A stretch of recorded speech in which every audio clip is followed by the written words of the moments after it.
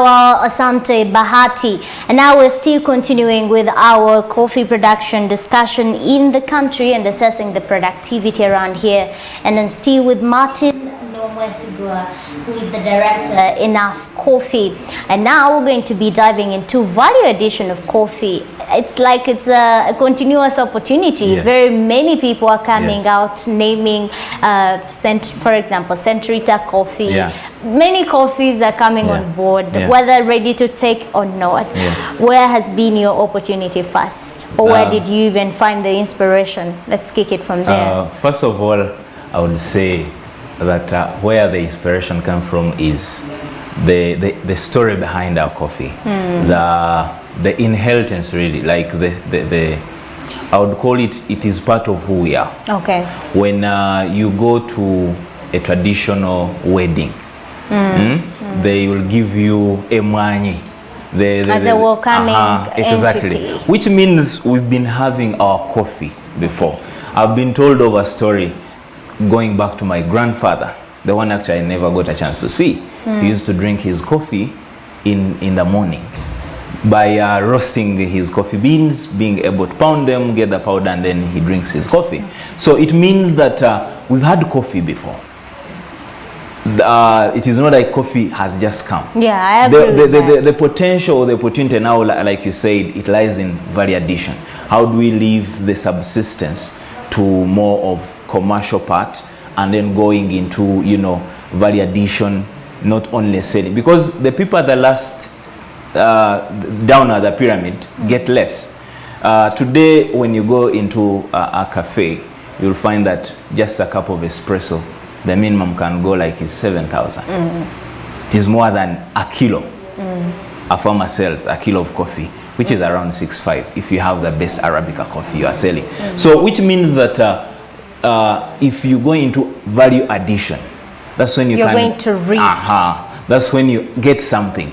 But when even if I'm the farmer, I sell my coffee beans to either a vendor or even I take it to the factory, the best I can get is maybe 6.5. But when I go to a restaurant or cafe to drink a cup, I even pay more than what I get in a kilo, which means I get less for my input. Remember, I wait for a full season to harvest. Very.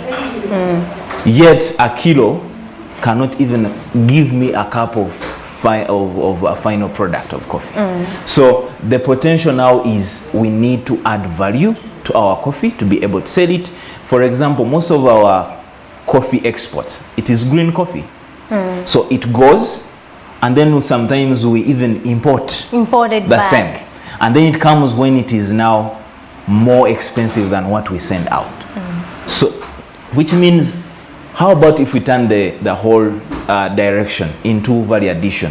We are able to roast our coffee. At least let's export roasted coffee beans. Can we do that? Because when you export the roasted coffee beans, instead of 6,000, maybe you can get a 40,000. You can see the difference. It is very big. So then you are also able to control the price because you are doing most of the work. But when you are selling me the coffee beans from the coffee leaves, yes, from the gardens, then and I have to do everything myself. Yes. The charges, of course, I'll have to cost you more. Yes. And then you'll have to put in much than even you give me. So that's where the country is losing out. It is losing out. Okay. And I think the government needs to do more in terms of sensitization, marketing, even our coffees, but also the farmers being able to make the circles or the groups or the cooperatives, because then collectively you command a better bargaining power. When you are many, it means you even have more produce. You have a bigger produce, then you can negotiate for a better price. Okay. But if I am coming to you, you have 6 cups of coffee, then I might, I'm buying from you, but you are on my masses. And Enough Coffee, you're into value addition. Yes. You're into, I have seen you have your own packages. Yes. How does it work? I'm not meaning to share with us your ingredients or what, but where is the magic? Like, how can someone tap into such an opportunity? Because someone is thinking, okay, I'm seeing enough coffee everywhere, packaging, but then how can I also tap into the same opportunity and maybe develop RITAH coffee? Do I have that machinery? Do I have that what it takes? I mean, what does it take to really package? So I think there are two approaches. One is go all in by myself, which means you need money, because that one is more capital intensive. The machines that roast coffee don't come cheaply. That one we know.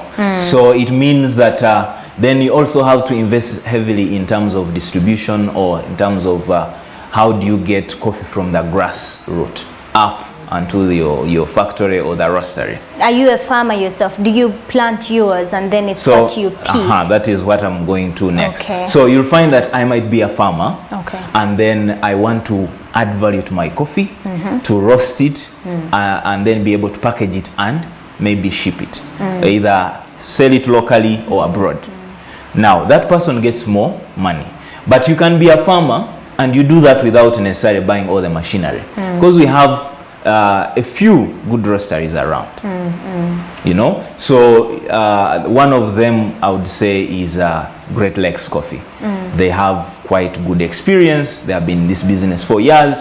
So if you take your good coffee beans, well dried, you can get good roast roast. Yes. So now you are selling at a better price than the one who sells just beans. Then the other one is, I want to sell a finished product.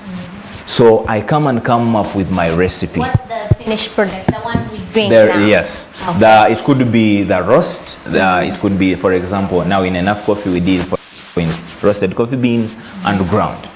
So it means, let's say somebody is interested in, like the way you said, you want to come up with your own blend. So you'll do your research, come up with your own unique blend.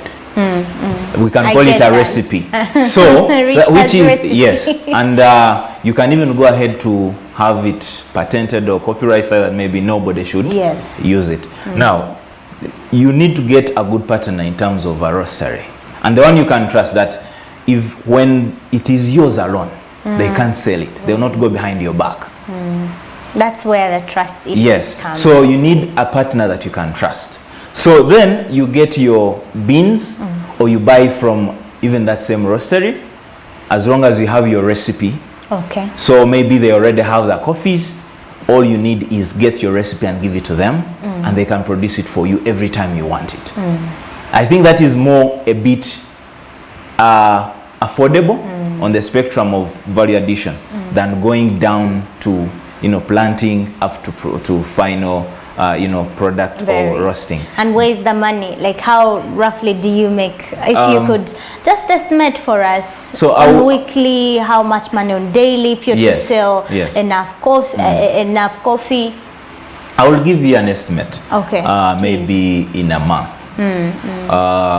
When we are starting, because Enough Coffee is still relatively new in terms of the market, and I would say you'll find that we make, let's say, 100 bags a month.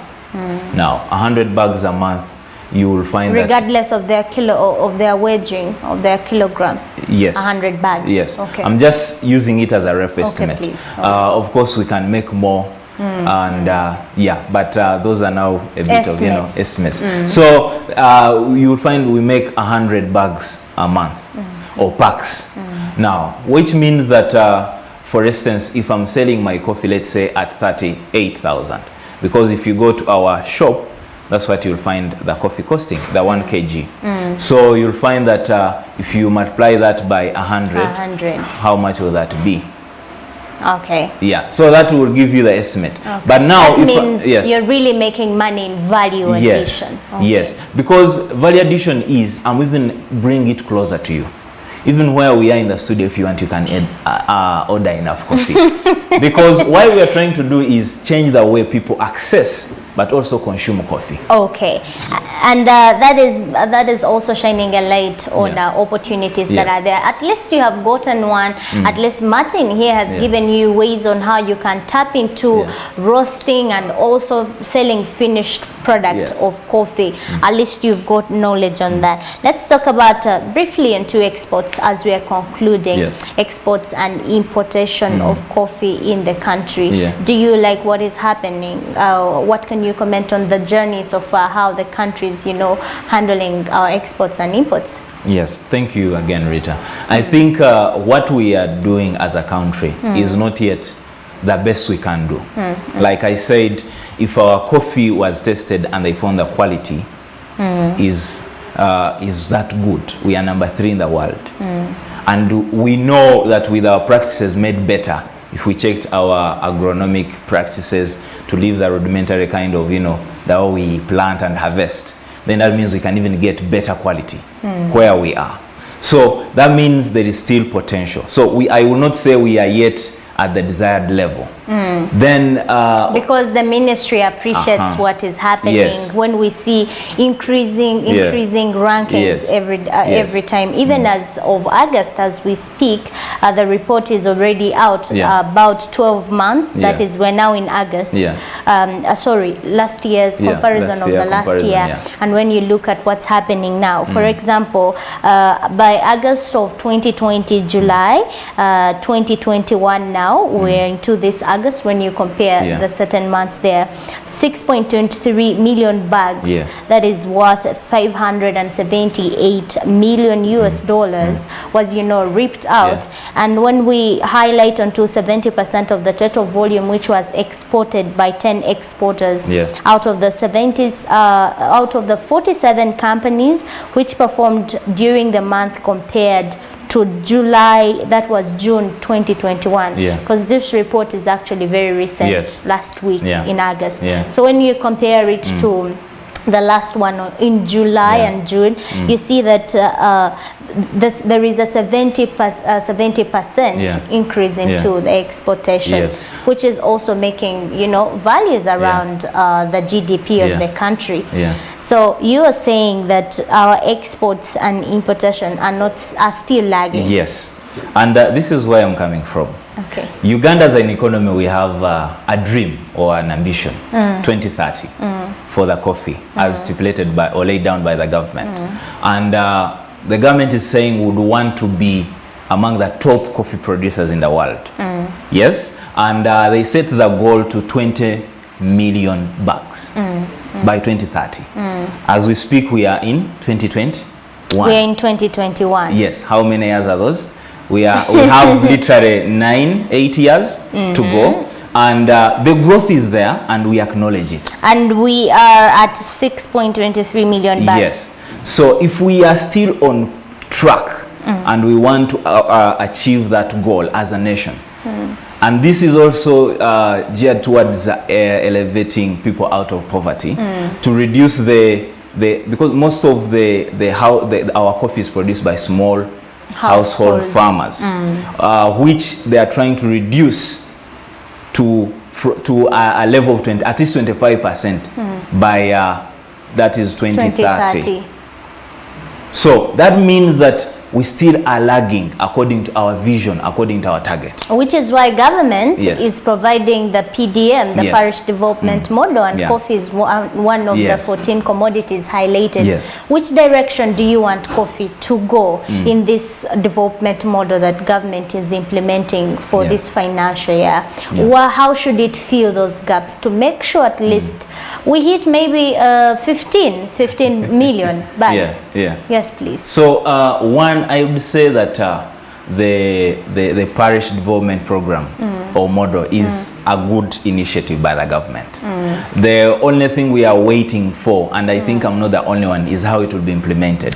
Because it is good, it is decentralizing service.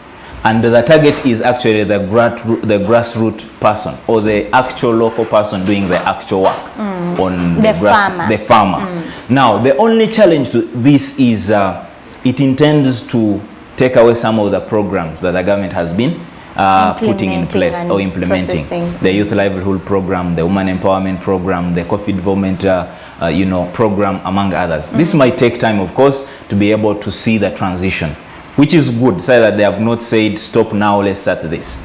To be able to benchmark. The only thing is, I am a coffee farmer. I'm trying to start or join the coffee farming business.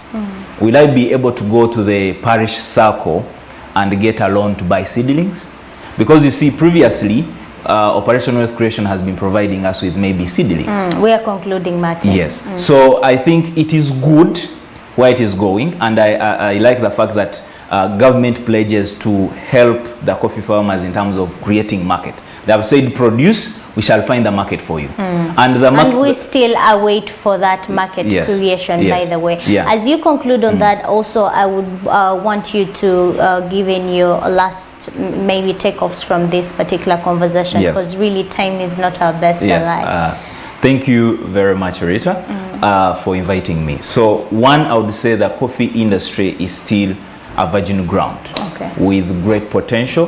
The coffee demand is projected to continue growing at 3% annually. That is global demand. There is higher demand than supply. So that means I urge every Ugandan to find a way of tapping into this, so that we are able to get ourselves out of poverty. Because if you're in charge or control of your destiny, then you can command where you want to go, as well as reducing importation for our economy. Very well. And that brings us to the end of our discussion. We were assessing a bit of production, coffee production and growth in the country. And Martin here has dived a lot, and I've learned a lot from him. And this morning, I look forward actually to take a sip of enough coffee. A very good morning. SMB continues. My name is Rita KABANYORO. Also look at us on Smart 24 TV, on the social media platforms. Do comment there and share what you think of coffee productivity in the country.